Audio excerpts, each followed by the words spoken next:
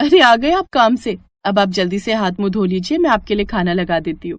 अरे यार साक्षी, खाना तो आकर खा लेंगे। चलो आज पहले बाहर चाट पकौड़ी खाकर आते हैं, आज बड़ा मन कर रहा है चाट पकौड़ी खाने का। अरे नहीं नहीं, सासू माँ गुस्सा करेंगी। तभी अंदर से शोभा निकल कर आती है और दोनों की बातें सुन लेती है। अरे बहू चली जाओ, जब हार्दिक इतना कह रहा है तो उसका मन भी होगा खाने का। और वैसे भी शादी को इतने दिन हो गए, कहीं नहीं गई तब से, इसी बहाने थोड़ा घूम आओ। अपनी सास के कहने पर साक्षी हार्दिक के साथ साइकिल पर बैठकर चली जाती है। अच्छा जी, मेरे कहने पर एक बार नहीं चली और माँ के बोलने पर एक बार नहीं चलती तुम? अरे तो सासू माँ से पूछे बिना कैसे आ जाती मैं? खैर ये सब छोड़ो, ये बताओ आज ये इतना प्यार कैसे जाग रहा है मुझ पर, जो आज मुझे बाहर की चाट पकौड़ी खिलाने ले आए हो? अरे वो राजू कल अपनी पत्नी को बाहर लेकर गया था, मुझे बता रहा था, तो बस मैंने भी सोचा कि आज मैं भी साक्षी को चाट पकौड़ी खिलाने ले जाऊं। अच्छा जी, शादी को 1 साल होने जा रहा है, अब भी इतना प्यार करते हो मुझसे? अरे पगली, प्यार समय बीतने से कम थोड़ी होता है। टाइम कितना भी बीत जाए पर प्यार कम नहीं होता। और फिर हार्दिक मौसम की मस्त हवा में साक्षी को पीछे बिठाकर गाना गुनगुनाना शुरू कर देता है।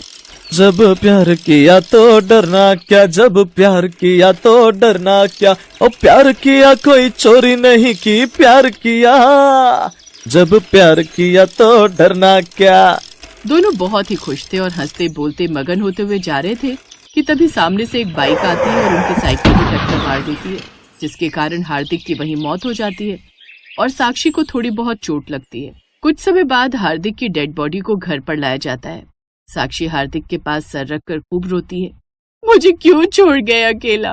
अब मैं कैसे रहूंगी आपके बिना? हार्दिक तुम तो मुझसे प्यार करते थे ना, फिर क्यों छोड़कर जा रहे हो? हार्दिक ऐसा मत करो, मुझे छोड़कर मत जाओ हार्दिक, मैं नहीं रह पाऊंगी तुम्हारे बिना। थोड़ी देर बाद हार्दिक को अंतिम संस्कार के लिए ले जाया जाता है। ऐसे कुछ दिन बीत जाते हैं और साक्षी को रह रहकर अपने पति की याद सताती। साक्षी के ससुराल में उसके सास ससुर और छोटा देवर और एक छोटी ननद थी। उसके मायके वाले उसे लेने आए, लेकिन उसने जाने से इनकार कर दिया। ऐसे ही समय गुजरता गया और एक दिन शोभा अपने पति से, महेश, हार्दिक को खत्म हुए भी काफी समय हो गया है, अब हमको भी बहू के बारे में सोचना चाहिए। कब तक वो बेचारी अपनी जिंदगी ऐसे ही काटेगी? अभी तो उसकी उम्र ही क्या है। या तो सही रही हो तुम शोभा, कब तक बहू हमारी सेवा करती रहेगी और कुछ टाइम बाद हम छोटे बेटे नवीन की शादी भी कर देंगे। बहू आ ही जाएगी और हमारी सेवा कर लेगी। अब वो इस बारे में साक्षी से बात करते हैं, पर साक्षी शादी करने से इनकार कर देती है। नहीं, मैं यहीं रहूंगी, मैं इस घर को छोड़कर कहीं नहीं जाऊंगी, ये घर मेरे हार्दिक का है। साक्षी की बातें सुनकर उनकी आंखों में आंसू आ जाते हैं और वो उससे कुछ नहीं कहते। तभी उनका ध्यान नवीन पर जाता है और दोनों के दिमाग में एक ही बात चलती है, क्या आप भी वही सोच रहे हैं जो मैं सोच रही हूँ? हाँ शोभा। अब वो पहले इस बारे में नवीन से बात करते हैं। साक्षी अच्छी लड़की थी, इसलिए वो इसके लिए मान जाता है और साक्षी भी यही सोचकर हाँ कर देती है कि उसे कहीं और नहीं जाना पड़ेगा। फिर कुछ समय बाद साक्षी की शादी उसी के देवर नवीन से हो जाती है। नवीन पास के ईंट भट्टे पर काम करने लग जाता है और वहां पर उसको नशे की लत लग जाती है, जिससे अब वो रोज नशा करके घर आता और साक्षी को बहुत बुरी तरह मारता है। माँ जी बचाइए मुझे, ये मुझे मार रहे हैं। शोभा अंदर से निकल कर आती है और उसे बचा लेती है, लेकिन अब रोज रोज साक्षी के साथ वो ऐसा ही करता। ये देख एक रोज शोभा नवीन को घर से बाहर निकाल देती है। सासू माँ, लगता है मेरी किस्मत में पति का प्यार ही नहीं लिखा है। हार्दिक मुझे प्यार करते थे तो भगवान ने उनको मुझसे छीन लिया, और अब नवीन जी से शादी हुई तो इनको नशे की लत लगाकर दूर कर दिया। कुछ समय बाद नवीन के काम ना करने की वजह से घर का राशन पानी खत्म हो गया, जिससे अब घर के हालात काफी खराब हो गए। सासू माँ, आज क्या बनाऊं खाने में? घर में कुछ सब्जी नहीं है। बहू, मैं आंगन में से कच्चे आम ले आती हूँ, तुम उसकी चटनी बना लेना और उसके साथ रोटी बना लेना। शोभा आंगन में से कच्चे आम तोड़कर ले आती है और शोभा उसकी चटनी बनाती है। फिर सब लोग खाना खा लेते हैं। फिर अगले दिन साक्षी, सासू माँ, आज क्या बनाऊं खाने में? आज घर में आटा भी खत्म हो गया है। मैं सोच रही थी क्यों ना मैं आज कच्चे आम के पकौड़े बना लूं। कल भी रेनू दीदी ने खाना नहीं खाया था, आज तो वो मन से खा लेगी, और थोड़ा सा बेसन भी रखा है, उसी में लपेट कर बना दूंगी पकौड़े। साक्षी रसोई में जाती है और बेसन का पेस्ट बनाती है और उसमें कच्चे आम काट कर डालती है और सबके लिए गर्मा गर्म पकौड़े बना कर लाती है। अरे भाभी, क्या बनाया ये? एक तो इतने खट्टे आम, ऊपर से मसाले, मुझे नहीं खाने, ले जाओ इनको। रेनू, ये कैसे बोल रही है? तुम्हारे लिए तो बनाए थे ये पकौड़े तुम्हारी भाभी ने। जब कुछ नहीं था घर में तो वो कहाँ से लाती बनाने के लिए कुछ। अब खा लो और नखरे मत करो। और फिर रेनू मन मारकर 2-3 पकौड़े खा लेती है और गुस्से में वो अपने कमरे में चली जाती है। अब साक्षी सोच में पड़ जाती है कि ऐसा कब तक चलेगा, कुछ न कुछ तो करना ही पड़ेगा। मुझे नहीं पता था कि मेरा दूसरा बेटा इतना नालायक निकलेगा। मैंने सोचा था कि बाहर के धक्के खाकर घर ही आ जाएगा, पर देखो ना, अभी तक नहीं आया। आज 3 महीने हो जाएंगे। बहू, अब तो कुछ ना कुछ करना ही पड़ेगा, नहीं तो घर का गुजारा नहीं चल पाएगा। माँ जी, शाम होने वाली है, फिर खाने के लिए क्या बनाऊं? बहू, क्या ही बनाऊं, आंगन में आम ही लगे हैं। माँ जी, मैंने रसोई में मूंग की दाल रखी देखी थी। एक बार हार्दिक लेकर आए थे हलवा बनाने के लिए, मैं बना नहीं पाई थी, इसलिए सोच रही थी आज कच्चे आम को मूंग की दाल के साथ पीसकर उसके पकौड़े बनाऊं। आप देखना, वो ननद जी को भी पसंद आएंगे। थोड़ी देर बाद साक्षी अंदर जाती है और कच्चे आम की मूंग की दाल वाले पकौड़े बनाती है। कुछ देर बाद, अरे वाह भाभी, आज पकौड़े तो बहुत अच्छे बने। आज किस चीज के पकौड़े बनाए हैं? ये आज मैंने मूंग की दाल के पकौड़े उसमें आम डालकर बनाए हैं। जो भी बोलो, ये इतने कुरकुरे हैं कि मजा ही आ गया। मैं तो कहती हूँ आप यही काम शुरू कर दो, देखना कितने पैसे छापोगी। ये बात सुनकर शोभा और साक्षी एक दूसरे को देखने लगते हैं। थोड़ी देर बाद शोभा अपने पड़ोस से कुछ पैसे उधार लाती है और उन पैसों से एक पकौड़े बनाने का सामान लेकर आती है। फिर शोभा भी आंगन से कच्चे आम लेकर आ गई और साक्षी ने भी सारी तैयारी कर ली थी। फिर साक्षी ने कच्चे आम को काटकर उसे मूंग दाल का पेस्ट बनाकर उसके पकौड़े बनाए और शोभा सर पर टोकरा रखकर पकौड़े बेचने के लिए चली जाती है और गलियों में, बाजारों में आवाज मार मार कर पकौड़े बेचने लगती है। पकौड़े ले लो, पकौड़े, खट्टे मीठे आम के पकौड़े, एक बार खाए तो वो खाता ही जाए। ऐसी आवाज मार मार कर सारे पकौड़े बिक जाते हैं। अब घर पर साक्षी पकौड़े बनाती रहती और कुछ दिन बाद उन्होंने हिसाब लगाया तो उनको मुनाफा होता नजर आया। ऐसे दिन बीतते चले गए। लोगों को साक्षी के हाथ के बने पकौड़े बहुत पसंद आने लगे, जिससे लोग रोज सुबह शाम कच्चे आम के पकौड़े खाने लगे। साक्षी की हालत खराब हो जाती थी सुबह से शाम तक पकौड़े बनाने में। एक दिन शोभा मंदिर के बाहर पकौड़े बेचने गई। मंदिर में उसने मांगने वालों की लाइन में अपने छोटे बेटे को भी बैठे देखा और अचानक उसके हाथ से पकौड़े का टोकरा गिर गया। बेटा, तू यहाँ मंदिर के बाहर, क्या हुआ ये सब? माँ, मैंने बहुत गलत किया था साक्षी के साथ, आज उसी के कर्मों की सजा भुगत रहा हूँ। क्या हुआ था बेटा तुझे, और तू इतने दिन से घर वापस क्यों नहीं आया? एक दिन ऐसा नहीं गया जो तेरा इंतजार नहीं किया मैंने। माँ, मैं नशे की हालत में था और मुझे कुछ गुंडे वहां से उठाकर ले गए और वहां पर मुझसे चोरी डकैती का काम कराते थे और काम न करने पर मुझे मारते थे और मेरी एक टांग भी तोड़ दी और मैं जैसे तैसे वहां से भाग आया और इस मंदिर पर अपना पेट भर लेता हूँ। और माँ, मैं इसीलिए घर नहीं आया, मेरी हिम्मत नहीं थी साक्षी का सामना करने की। फिर शोभा नवीन को अपने साथ घर ले जाती है और नवीन साक्षी से माफी मांगता है। साक्षी भी उसे माफ कर देती है और सास बहू ने पकौड़े बेच बेच कर मेहनत करके नवीन का अच्छे हॉस्पिटल में इलाज कराया और नवीन को ठीक कर लिया। कुछ समय बाद नवीन ने अपना ठेला लगा लिया। सब लोग मिलकर ठेले पर काम करने लगे। उनका ठेला अच्छा चलने लगा और पैसे की कमी पूरी हो गई। उनकी आर्थिक स्थिति भी ठीक हो गई। अब साक्षी को वो खूब प्यार देता, जिससे साक्षी भी बहुत खुश थी।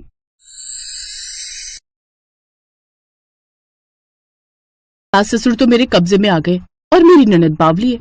आपको पता है, मैं रोज रोज उससे कोई न कोई बहाना बनाकर घर के काम करवा लेती हूँ और वो बावली एक बार भी मना नहीं करती। अब आज सुबह की बात लो, मैंने उसे बोला कि सुंदरी, मेरी कमर में दर्द हो रहा है, जरा सबका खाना बना दे। तो पता है माँ, वो बेवकूफ क्या बोली? ठीक है भाभी, पहले मैं खाना बना देती हूँ, उसके बाद आपकी कमर की मालिश भी कर दूंगी।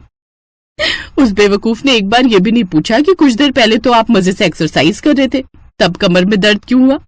अरे वाह, फिर तो तेरे मजे हैं ससुराल में। लगता है उस रोज जो मैंने तुझसे कहा था, तूने उस पर अच्छे से अमल किया है। देख बेटी, ससुराल में खुश रहना है तो उसका एक ही फंडा है, अपने सास ससुर को अपने कब्जे में रखना। और तेरी ननद है, उसकी शादी तो तू किसी भी छोटे से घर में करवा दियो। अपने आप सारी उम्र वहाँ काम में पिसती रहेगी तो तेरे यहाँ आना जाना कम होगा उसका। हाँ माँ, ये तुम्हारे दिए हुए संस्कार हैं जिन पर मैं अमल कर रही हूँ। ये है संध्या मिश्रा, जो कि नागपुर शहर में मिश्रा जी के घर में नई बहू बनकर आई थी। उसकी शादी को अभी 2 महीने ही हुए थे। संध्या काफी तेज तर्रार और बातों की माहिर थी। उसके ससुराल में उसकी सास निर्मला, ससुर रामदीन, पति विशाल और एक ननद सुंदरी रहती थी। ऐसे एक रोज रात को, इसे इतनी भी अक्ल नहीं है, ये इस वक्त रात को हमारे कमरे में क्या कर रही है? भाभी, वो मैं ये आपके लिए काजू बादाम डालकर दूध लाई थी। सुबह आपकी कमर में दर्द था ना? ओहो, अच्छा, वहाँ टेबल पर रख दो। सुंदरी अपनी भाभी को दूध देकर चली जाती है। ऐसे ही कुछ दिन के बाद, भाभी आज आप खाने में क्या बना रही हो? मेरी प्यारी ननद को क्या खाना है? मुझे तो पनीर बहुत पसंद है। अच्छा, तो ऐसा करो, पहले तुम मसाला काट कर रख लो और उसके बाद आटा लगा देना, फिर सलाद भी काट लेना। मैं पनीर लेकर आती हूँ, आकर मैं पनीर बना लूंगी। मेरी प्यारी ननद का इतना मन जो है। आप बेफिक्र होकर जाओ भाभी, मैं कर लूंगी। अच्छा सुनो, वो थोड़ी बर्तन उन्हें भी धो लेना। तुम कहती हो ना तुम्हें पानी में काम करने में मजा आता है। ठीक है भाभी, मैं सब कर लूंगी। अपनी भाभी के कहने पर एक बार फिर वो काम में लग जाती है। हेलो निशा, तू जल्दी से मुझे बीकानेर वाले के पास मिल जा। आज गोलगप्पा पार्टी करते हैं, उसके बाद पिज्जा भी खाएंगे, बड़े दिन हो गए खाए हुए। अच्छा ठीक है, मैं आती हूँ।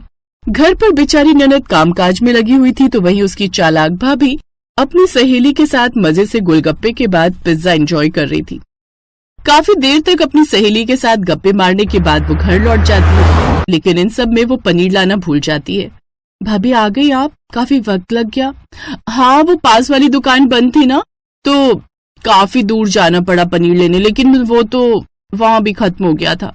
कोई बात नहीं भाभी, थोड़ा सा पनीर बचा था फ्रिज में, मैंने उसी की सब्जी बना दी। ओह अच्छा, ठीक किया। अच्छा सुंदरी, मेरा पेट ना थोड़ा अपसेट है, भूख सी नहीं लग रही, दर्द भी कर रहा है, तो ऐसा करना रोटी भी तुम ही बना लेना। तुम्हारे नरम हाथों से रोटी भी बड़ी अच्छी नरम नरम बनती है। रोटी बनाकर तुम खाना खा लेना, तुम्हारे भैया आए ऑफिस से तो उनको भी डाल कर दे देना। उसके बाद बर्तन धोकर तुम भी सो जाना। ठीक है मेरी प्यारी ननद। एक बार फिर से अपनी ननद को बावला बनाकर संध्या आराम करने चली जाती है। 2 दिन बाद उसके सास ससुर भी लौट आते हैं। लीजिए माँ जी, बाबूजी, आपके लिए शरबत। गर्मी में आते हुए थक गए होंगे ना आप? ला बहू, सचमुच तो ना बड़ी अच्छी है। हाँ, हमें खुशी है कि हमें इतनी अच्छी और संस्कारी बहू मिली। ये तो मेरा भी सौभाग्य है कि मुझे इतना अच्छा ससुराल मिला। इसी तरह संध्या उन्हें अपने जाल में फंसाती रहती। अगले दिन, ले बहू, ये सूट तेरी मासी सास ने तेरे लिए भिजवाया है और ये वाला सुंदरी तेरे लिए। इस ननद का सूट तो मेरे सूट से कितना अच्छा है, कढ़ाई और रंग भी कितना प्यारा है। एक काम करती हूँ, इस बाबली के साथ फिर से कोई नाटक करके इसका ये सूट हथिया लेती हूँ। अब संध्या एक और चाल चलती है। वो अपने ननद के कमरे में जाती है। भाभी आप यहाँ, कुछ चाहिए था क्या? वो सुंदरी, मैं कह रही थी कि ये वाला रंग तुम पर बड़ा खिलेगा और ऐसा रंग तुम्हारे पास है भी नहीं ना, तो इसे तुम रख लो। सच में भाभी, ये वाला रंग मुझ पर खिलेगा? ठीक है, फिर इसे मैं ही रख लेती हूँ, आप ये वाला ले लीजिए। संध्या खुशी खुशी वो सूट लेकर वहां से चली जाती है। वैसे बावली ननद होने का भी अलग ही मजा है, जितना मर्जी फायदा उठा लो, बावली को कुछ समझ ही नहीं आता। ऐसे ही दिन बीतते हैं और एक रोज, सुमित्रा, अपनी सुंदरी अब बड़ी हो गई है। मेरा दोस्त है ना, उसके लिए एक रिश्ता भेजा है। कल लड़के वाले उसे देखने आने वाले हैं। क्या सचमुच बेटियां कितनी जल्दी बड़ी हो जाती हैं, पता ही नहीं चलता। अगले दिन लड़के वाले उनके घर आते हैं तो संध्या सोचती है, अगर ये बावली लड़के वालों को पसंद आ गई तो फिर मेरा क्या होगा? घर का काम तो आधे से ज्यादा मैं इससे करवा लेती हूँ। नहीं नहीं नहीं नहीं, अभी कुछ महीने और ऐश ले लेती हूँ, इसके लिए मुझे इसका रिश्ता तुड़वाना होगा। लड़के वाले आते हैं तो संध्या जानबूझकर अपनी ननद का भारी भरकम सा मेकअप कर देती है। कुछ देर बाद वो चाय लेकर आती है। वाह भाई, लड़की तो बड़ी सुंदर है, लेकिन इसने मेकअप कुछ ज्यादा ही पोता हुआ है। पहले इसको बोलो ये मेकअप हटा कर आए, हम इसकी असली सुंदरता देखना चाहते हैं। अरे लेकिन ये क्या बात हुई बहन जी, अब लड़की है, थोड़ा बहुत तो सजेगी ही ना। हाँ, लेकिन दिल की तसल्ली के लिए। वो क्या है ना, हमारे पड़ोस में भी ऐसे ही हुआ था। लड़की देखने गए तो वो ढेर सारा मेकअप पोत कर आ गई, सबने उसे पसंद कर लिया, लेकिन जब ब्याह कर आई तो सब उसकी असलियत देख हैरान थे। अब आंटी जी इतना कह रही हैं तो सुंदरी का मुंह धुलवाई देते हैं ना माँ जी, आखिर इनको भी तो पता चले कि अपनी सुंदरी असल में कितनी सुंदर है। संध्या जबरदस्ती अपनी ननद का चेहरा धुलवा कर ले आती है, जिसे देख लड़के वाले हैरान रह जाते हैं। सुंदरी के चेहरे पर कई सारे दाने उभर आए थे। दरअसल ये सारा प्लान संध्या का ही था। उसी ने जानबूझकर एक्सपायरी मेकअप अपनी ननद के चेहरे पर लगाया था और लड़के वालों को फोन पर अनजान नंबर से उसी ने मैसेज डाला था कि लड़की के चेहरे पर खूब सारे दाग धब्बे हैं, इसलिए उसने चेहरा बिना मेकअप के देख कर आए। सुंदरी के चेहरे पर इतने सारे दाग धब्बे देख वो हैरान रह जाते हैं। देखा बहन जी, आप तो बड़ा कह रही थी कि आपकी बेटी चांद का टुकड़ा है, लेकिन आपके इस चांद पर तो कितने सारे दाग धब्बे हैं। चलो जी, हमें नहीं करनी है शादी। नहीं बहन जी, अचानक सुंदरी के चेहरे पर इतने धब्बे। लड़के वाले वहां से चले जाते हैं और संध्या बड़ी खुश होती है। फाइनली अब मेरी बावली ननद यहीं रहकर इस घर के काम करेगी। आज का मेरा प्लान काम कर गया। कुछ दिन बाद पड़ोस में एक शादी होती है जहाँ वो सभी जाते हैं, लेकिन कुछ देर बाद ही वहाँ हलचल मच जाती है। अरे किसी ने दुल्हन के सोने के कंगन चुरा लिए। हर जगह हबड़ा तबड़ी मच जाती है। तभी सबके बैगों की तलाशी ली जाने लगी। संध्या पूरी तरह घबरा गई, लेकिन जैसे वो तलाशी लेने उनके पास आते, उससे पहले ही सुंदरी ने झट से अपना पर्स अपनी भाभी के हाथ में देकर खुद उनका पर्स ले लिया। और जब तलाशी हुई तो वो कंगन उस बैग में से निकले। जी वो माफ करना, कमला काकी मुझे रेनू के कंगन दिखा रही थी, तभी शादी की रस्म के लिए हमें किसी ने बाहर बुला लिया और जल्दी में मैंने वो कंगन अपने बैग में रख लिए और शादी की हबड़ा तबड़ी में ये देना मेरे दिमाग से निकल गया। सुंदरी का स्वभाव सभी जानते थे, इसलिए सबने उसकी बात मान ली। संध्या को अपनी गलती पर बड़ा पछतावा हो रहा था। मुझे माफ कर देना सुंदरी, मैंने आज तक तुम्हारे साथ कितना गलत किया और तुमने आज मुझे ही सबके सामने बेइज्जत होने से बचाया। आप मेरे लिए सिर्फ भाभी नहीं, बड़ी बहन है और मैं अपनी बहन को सबके सामने झुकते नहीं देख सकती थी। मैं आज तक वो हर काम मुस्कुराकर करती रही जो आपने बोला। आपकी सब हरकतें मुझे समझ आती थी, यहाँ तक कि मेरा रिश्ता टूटने तक की बात भी मुझे पता है कि उसमें भी आपका ही हाथ था। लेकिन आपको और भैया का रिश्ता खराब ना हो, और माँ बाबूजी आपको इतना मानते हैं, साथ ही पड़ोसियों की नजरों में आप ना गिरो, इसलिए मैंने ये सब किया। भाभी मैं बावली नहीं हूँ, समझदार हूँ, लेकिन कई बार रिश्तों को जोड़े रखने के लिए बावला बनना पड़ता है। दरअसल वो कंगन संध्या नहीं चुराए थे, लेकिन सुंदरी ने उसे बचा लिया। अगले दिन संध्या की माँ का फोन उसे आता है। हेलो संध्या बेटी, तूने उस बावली से उसकी एफडी पर साइन ले लिए या नहीं? माँ बेकार की बातें ना करके मेरे ससुराल वालों का हालचाल जानने के लिए फोन करो तो ही बेहतर होगा। ये कहकर संध्या फोन काट देती है। अब दोनों ननद भाभी का रिश्ता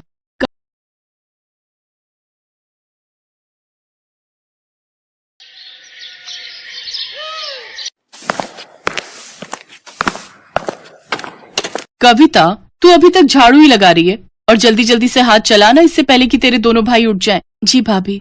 तभी कविता की छोटी भाभी रश्मि वहां आती है। कविता, ये क्या तुम्हारा साफ सफाई का काम अभी तक खत्म नहीं हुआ? अच्छा ये सब छोड़ो, तेरे भैया उठ गए, उनके लिए जल्दी से चाय बनाकर ले आ, और हाँ इसके बाद हम सबके लिए नाश्ता भी बना दे। हाँ भूख तो मुझे भी लगी है। ऐसा कर, तू साफ सफाई के बाद नाश्ता बना ले, फिर अपने भाइयों के ऑफिस जाने के बाद बर्तन धो लेना और उसके बाद कपड़े धो लेना। बिन माँ बाप की कविता चुपचाप घर के कामकाज में लग जाती है। कुछ देर बाद वो सबके लिए आलू के पराठे और चाय लेकर आती है। ये लो अमित भैया, आपकी पसंद के आलू के पराठे और गर्मा गर्म चाय। कविता, तेरी दो दो भाभियां हैं, फिर भी हमारे लिए तू खाना क्यों बनाती है? भैया वो मैं वो बात ये है कि ननद जी को अपने भाइयों के लिए अपने हाथ से बनाया हुआ खाना खिलाना ज्यादा पसंद है, इसलिए वो हम दोनों को तो बनाने ही नहीं देती। क्यों कविता, ठीक कह रही हूँ ना मैं? अनीता कविता को आंखें दिखाने लगती है। हाँ भैया, अनीता भाभी एकदम ठीक कह रही है। दोनों भाई नाश्ता करके ऑफिस चले जाते हैं। फिर दोनों भाभियां भी नाश्ता करने बैठ जाती हैं। आखिर में जैसे ही कविता नाश्ता करने बैठती है तो छोटी भाभी रश्मि उसकी कुर्सी खींच लेती है, जिससे कविता नीचे गिर जाती है। तेरी औकात नहीं है कुर्सी पर बैठ के खाने की, चल नीचे बैठकर खा। और नहीं तो क्या, तुम्हारी हैसियत इस घर में एक नौकरानी से ज्यादा कुछ भी नहीं है। और हाँ, पहले ये वाला खाना खत्म कर। लेकिन भाभी ये तो आप लोगों का जूठा खाना है। हाँ तो इसे तो तू अपनी खुशकिस्मती समझ कि झूठा खाना तुझे नसीब हो रहा है। चल अब खाना खाकर सारे जूठे बर्तन धो देना। अच्छा रश्मि, तूने कल रात बिग बॉस का एपिसोड देखा क्या? नहीं भाभी, मिस हो गया। वैसे अभी रिपीट आ रहा होगा, चलो ना चलकर देखते हैं। हाँ हाँ चलो चलो। दोनों भाभियां आराम से अपने कमरे में जाकर टीवी देखती हैं और बेचारी कविता अकेले घर का सारा काम करती है। ऐसे ही दिन बीतते हैं। एक रोज हम दोनों भाइयों को काम के सिलसिले में दूसरे शहर जाना है। हमारे मालिक एक नई फैक्ट्री झारखंड में लगवाना चाहते हैं। हम कुछ 2 महीनों के लिए वहीं रहेंगे। तब तक तुम सब अपना ख्याल रखना, ठीक है? भैया आप दोनों मुझे छोड़कर जा रहे हो? जा कहाँ रहे हैं पगली, तेरे लिए ही तो मेहनत कर रहे हैं ताकि हमारा प्रमोशन हो जाए और हम तेरी शादी धूमधाम से कर सकें। ये सुनकर दोनों भाभियां मुंह बना लेती हैं। अपने पतियों के जाने के बाद तो अब वो दोनों कविता पर और भी जुल्म ढाती हैं। ऐसे ही एक रोज बाहर जोर की बारिश हो रही होती है। देखो भाभी, कितना सुहाना मौसम हो रहा है, क्या मजेदार बारिश हो रही है। हाँ रश्मि, और ऐसे मौसम में गर्मा गर्म चाय और पकौड़े हो तो मजा ही आ जाए। रुक, अभी उस महारानी को बोलती हूँ। कविता, अरे ओ कविता, कहाँ मर गई? जी भाभी, आपने बुलाया? वो मैं कपड़े उठाने गई थी। अच्छा ठीक है, चल अब जल्दी से हमारे लिए गर्मा गर्म चाय और पकौड़े बना कर ले आ। जी भाभी। कविता रसोई में जाकर पकौड़े बनाने लगती है। कुछ देर, हे राम, कहीं मैं पकौड़ों में नमक डालना तो नहीं भूल गई। एक चक्कर देखती हूँ। कविता जैसे ही एक पकौड़ा चखने लगती है तभी वहाँ उसकी छोटी भाभी रश्मि आ जाती है और वो उसे एक जोरदार थप्पड़ मारती है। बदतमीज, हमें जूठा खिलाती है, आज तो तू देख तेरी खैर नहीं। ये कहकर रश्मि उसे खूब मारती है। आवाज सुनकर अनीता वहाँ आती तो डर के मारे कविता अपनी बड़ी भाभी के पीछे छुप जाती है। भाभी भाभी मुझे बचा लीजिए। अब बस भी कर रश्मि, अगर ये मर गई तो हमें जेल में सारी उम्र बितानी पड़ेगी। एक काम करते हैं, इसे घर से निकाल देते हैं, नहीं तो पता चले हमारे पति जो भी कमा रहे हैं वो आकर इसकी शादी में उड़ा दें। हाँ, ये तो मैंने सोचा ही नहीं। ये बात ठीक कही आपने। दोनों भाभियां बेचारी ननद को धक्के मारकर बाहर निकाल देती हैं। बाहर तेज बारिश हो रही थी। भाभी भाभी मुझे घर से मत निकालो, इस बारिश में आखिर मैं कहाँ जाऊंगी। लेकिन वो उसकी एक नहीं सुनती और उसे घर से निकाल देती है। कविता बारिश में बचते हुए एक पेड़ के नीचे खड़ी हो जाती है और सारी रात उसी पेड़ के नीचे बैठकर रोती रहती है। ऐसे ही अगली सुबह हो जाती है। कविता को भूख लगने लग जाती है। बहुत भूख लगी है, ये सोचकर कविता कुछ खाने के लिए ढूंढते हुए सड़क की ओर आती है। ठेलों पर जाकर कुछ न कुछ मांगती है लेकिन कोई भी उसकी मदद नहीं करता। कुछ देर बाद वो एक बूढ़े बाबा के ठेले पर पहुंचती है जो कि पकौड़े बनाकर बेच रहा था। वो उसके सामने रोते हुए कहती है, बाबा बाबा मैं कल से भूखी हूँ, मुझे बहुत भूख लगी है, मुझे ये थोड़े से पकौड़े दे दो, लेकिन मेरे पास पैसे नहीं है। उस बूढ़े व्यक्ति को कविता पर तरस आ जाता है और वो कुछ प्याज के पकौड़े चटनी के साथ उसे खाने को दे देता है। कविता को उन पकौड़ों को देखकर वो बात याद आ जाती है कि कैसे एक पकौड़े के पीछे उसकी भाभी ने उसे घर से निकाल दिया। क्या हुआ बेटी, तुम रो क्यों रही हो? अभी तो कह रही थी कि बहुत भूख लगी है। कविता रोते हुए उसे सारी बात बताती है। बेटी, तुम जवान लड़की अकेले कहाँ भटकोगी सड़कों पर? इससे तो बेहतर होगा तुम इस गरीब की झोपड़ी में चलकर रहो, मेरी बेटी बनकर। ऐसे कुछ दिन बीत जाते हैं। अब कविता उस बूढ़े बाबा के घर पर रहकर उसके खाने का ध्यान रखती, लेकिन एक रोज बूढ़े बाबा की तबीयत खराब रहने लगी, इसलिए अब उनकी जगह कविता उनके पकौड़ों का ठेला संभालने लगी। अब कविता उस ठेले पर प्याज के साथ मिर्च, आलू, पालक और गोभी के पकौड़े भी बनाकर बेचने लगी, जिससे उसके ठेले पर ग्राहकों की भीड़ काफी बढ़ गई। गर्मा गर्म पकौड़े खाने के लिए अब उसके पास लोगों की लाइन लगना शुरू हो जाती है। आइए आइए, गर्मा गर्म प्याज, आलू, पालक और मिर्च के पकौड़े खाइए। तभी मौसम सुहाना हो जाता है और इस सुहाने मौसम में भला कौन इतनी वैरायटी के पकौड़े नहीं खाना चाहेगा। अरे ओ पकौड़े वाली, बनाना तो 20 रुपए के प्याज के पकौड़े। हाँ, और मेरे लिए मिर्च के पकौड़े हैं। इस तरह उसके पास ग्राहकों की भीड़ लगना शुरू हो जाती है और जो भी उसके पकौड़े एक बार खाता वो बार बार जरूर खाता। भगवान की दया से मेरे बनाए हुए पकौड़े सब ग्राहकों को बहुत पसंद आ रहे हैं। अगर मेरा ये काम ऐसे ही चलता रहा तो बहुत जल्द मैं एक नया पक्का घर बनवा लूंगी। ये सब सोचकर कविता बहुत खुश थी। अगले दिन वो फिर अपना ठेला वहाँ लगाती है, लेकिन एक रोज तेज तूफान के आने के कारण उसके ठेले की छत उड़ जाती है और बारिश के कारण उसके सारे पकौड़े उसमें खराब हो जाते हैं। सब खत्म हो गया, इस बारिश ने सब खराब कर दिया।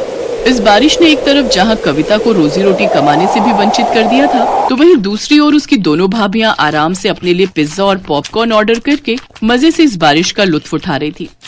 वाह वाह, क्या स्वाद है इस पिज्जा का, और इस पॉपकॉर्न के तो क्या ही कहने। उधर रोती हुई कविता अपनी झोपड़ी में आती है, जहाँ सारी झोपड़ी में पानी आ गया होता है। अब पूरे घर में तो बारिश का पानी भर गया है। बाबा, मैं अभी ये सारा पानी उठाकर बाहर फेंक देती हूँ। कविता अपनी बदकिस्मती पर रोते हुए उस पानी को उठाकर बाहर की ओर फेंकने लगती है। कुछ देर बाद वो उस बूढ़े बाबा की ओर देखती है। नहीं, मैं इतनी जल्दी हार नहीं मान सकती। बारिश में तो लोग पकौड़ों के दीवाने होते हैं। ये बरसात का मौसम तो सबसे अच्छा मौसम है कमाई करने का, लेकिन मैं इसके पकौड़ों के साथ चाय बनाकर भी बेचूं तो मेरे पास कुछ पैसे रखे हैं, उससे फिर से शुरू करती हूँ। कविता ने हिम्मत नहीं हारी और उसने अपने ठेले की मरम्मत करवाई और एक बड़े से तिरपाल के नीचे चाय पकौड़े बेचने लगी। बारिश में लोग उसके तिरपाल के नीचे आकर चाय पकौड़े खाने लगते हैं, जिससे उसकी बिक्री अब पहले से भी ज्यादा होती है। ऐसे ही कुछ दिन बीत जाते हैं। अब कविता दिन भर में 3000 रुपए कमाने लगी। एक रोज अमित और सुधीर कार से जा रहे थे, तभी उस ठेले पर उनकी नजर गई। अरे, ये तो अपनी बहन कविता है, लेकिन ये यहाँ फुटपाथ पर ये चाय पकौड़े क्यों बेच रही है? वो दोनों कविता के पास जाते हैं। अपने भाइयों को देख कविता फूट फूट कर रोती है। भैया, आप मुझे छोड़कर क्यों चले गए थे? देखो आपके बिना मेरी हालत कैसी हो गई है। लेकिन बहन, तुम्हारी ये हालत कैसे हुई? इसके बाद कविता सारी बात अपने दोनों भाइयों को बताती है। अमित और धीरज गुस्से में घर आते हैं। अनीता, अनीता, कहाँ हो तुम? लौट आए आप लोग? आप रुको, मैं अभी पानी लाती हूँ। लेकिन तुम क्यों लाओगी? वो कविता का है, उससे कहो। अब हम आपको क्या ही बताएं, उसने तो हमारी नाक ही कटवा दी। वो तो किसी लड़के के साथ भाग गई है। ये सुनते ही अमित ने अनीता को जोरदार थप्पड़ मारा। शर्म नहीं आती झूठ बोलते हुए? हैं? दो भाइयों के होते हुए भी आज हमारी बहन को न जाने कैसे कैसे अपना पेट पालना पड़ रहा है, हैं? सुन लो, तुम दोनों के लिए अब हमारे घर में कोई जगह नहीं है, निकल जाओ यहाँ से। उन दोनों भाभियों को अपनी गलती का एहसास हो जाता है और वो अपनी ननद से माफी मांगते हैं। इसके बाद कविता अपनी दोनों भाभियों को माफ कर देती है, जिसके बाद वो उस बूढ़े काका को भी अपने घर ले आती है। अब वो अपने पकौड़े के बिजनेस को और भी आगे बढ़ाती है। एक बड़ा सा रेस्टोरेंट खोलकर उसमें पकौड़े बेचकर खूब कमाई करती है।